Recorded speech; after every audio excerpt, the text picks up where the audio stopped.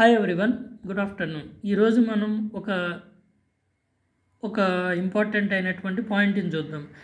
పరిశ్రమలు ఉన్నాయి కదా, సూక్ష్మ పరిశ్రమలు అంటే ఏంటి, చిన్న తరహా పరిశ్రమలు అంటే ఏంటి, మధ్య తరహా పరిశ్రమలు అంటే ఏంటి, అసలు వాటి మార్కెట్ క్యాపిటల్ ఎంత ఉండాలి, అంతకు మించి ఎక్కువ వద్దు.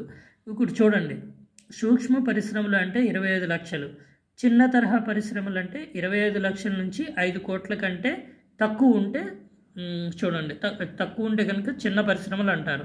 మధ్య తరహా పరిశ్రమలు అంటే ఏంటంటే 5 కోట్ల కంటే ఎక్కువ, 10 కోట్ల కంటే తక్కువ ఉంటే కనుక వాటిని మధ్య తరహా పరిశ్రమలు అంటారు. ఇవి ఓన్లీ పరిశ్రమలకి మాత్రమే వర్తిస్తాయి ఈ క్యాపిటల్ అనేటువంటిది.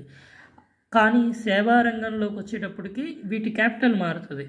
ఓకే, మీకు ఓన్లీ పరిశ్రమలు మాత్రమే గుర్తుపెట్టుకోండి. 25 లక్షలు ఉంటే సూక్ష్మ పరిశ్రమ, 25 లక్షల కంటే ఎక్కువ, 5 కోట్ల కంటే తక్కువ చిన్న పరిశ్రమ, 5 కోట్ల కంటే ఎక్కువ, 10 కోట్ల కంటే తక్కువ మధ్య తరహా పరిశ్రమలు. ఓకే, అలా గుర్తుపెట్టుకోండి. ఖచ్చితంగా ఇలాంటివి వచ్చే అవకాశాలు ఉన్నాయి.